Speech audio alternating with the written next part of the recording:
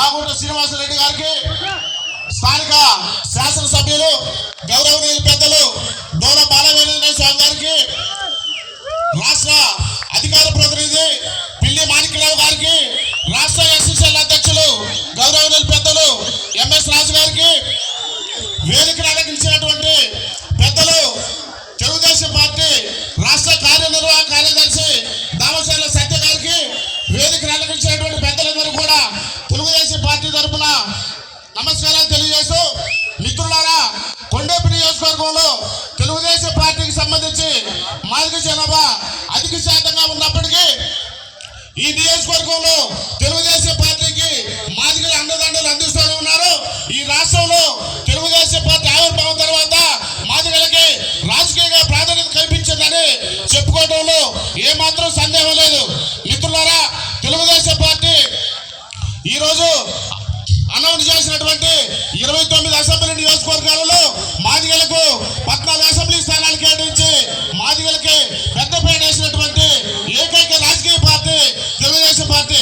ఈ రాష్ట్రంలో ఉన్నటువంటి వైఎస్ఆర్ కాంగ్రెస్ పార్టీ మాలలకి 19 అసెంబ్లీ సీట్లు కేటాయించి మాదిగలకి 10 సీట్లు మాత్రమే కేటాయించి మాదిగ సామాజిక వర్గాన్ని అవమానించినటువంటి ఏకైక పార్టీ వైఎస్ఆర్ కాంగ్రెస్ పార్టీ జగన్మోహన్ రెడ్డి నాయకత్వంలో.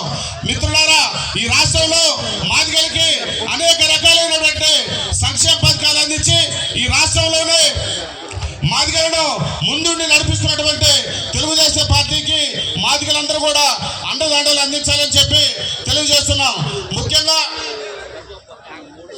ముఖ్యంగా ఈ రాష్ట్రంలో లిట్కాప్ సంస్థని పునర్నిర్మాణం చేసి కూడా మాదిగలకి ఎన్నో అవకాశాలు కల్పించినటువంటి పార్టీ తెలుగుదేశం పార్టీ.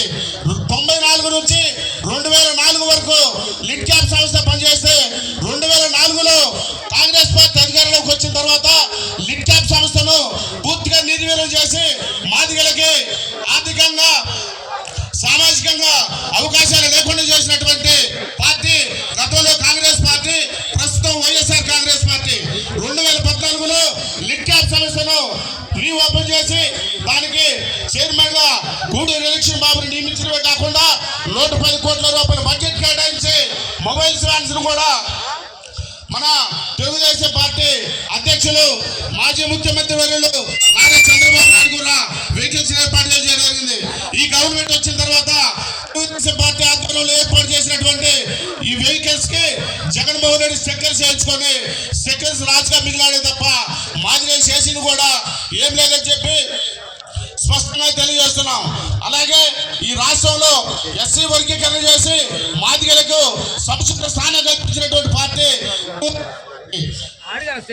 ఇప్పుడు జగన్మోహన్ రెడ్డి వచ్చిన తర్వాత పూర్తిగా ఎస్సీ కార్పొరేషన్ ని నిర్వీర్యం చేయడం కాకుండా ఎస్సీలకు వచ్చేటువంటి 27 రకాల సంక్షేమ పథకాలను పూర్తిగా రద్దు చేసి దళిత ద్రోహిగా మిగిలినటువంటి జగన్మోహన్ రెడ్డిని ఇంటికి సాగనంపాలని చెప్పి దానిలో మాదిగల కీలక పాత్ర ఉండేలా చూసుకోవాల్సిన బాధ్యత మనందరి మీద ఉందని చెప్పి ఇక్కడ ఉన్నటువంటి పార్లమెంట్ సభ్యులు మానుగుంట శ్రీనివాసరెడ్డి గారిని, శాసనసభ్యులు బాలవేంద్ర స్వామి గారిని అత్యధిక మెజార్టీతో గెలిపించుకోవడంలో కీలక పాత్ర పోషిస్తారని ఆశిస్తూ నాకు ఈ కాల్స్ వచ్చినటువంటి పెద్దలందరూ కూడా ధన్యవాదాలు తెలియజేస్తూ పిలుస్తున్నాను.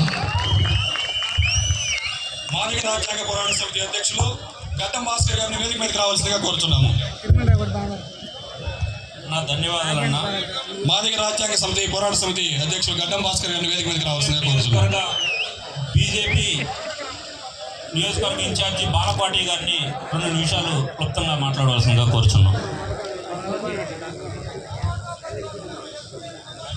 హలో దయచేసి మా పక్కన నుంచి వాళ్ళందరూ వచ్చి ఆ కుర్చీల్లో కూర్చోవలసిందిగా కోరుతున్నాము. దయచేసి గమనించాలి.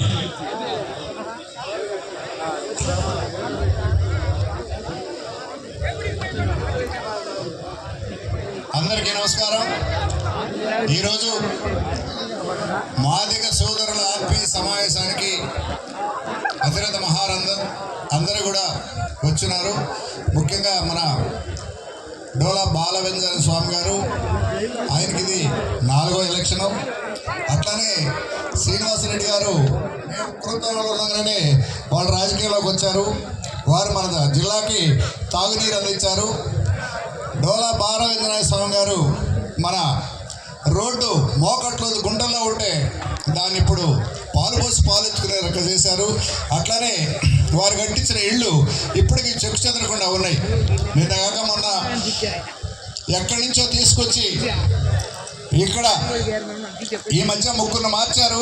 మళ్ళా 4వ కృష్ణుడిగా వచ్చినటువంటి మన సురేష్ గారు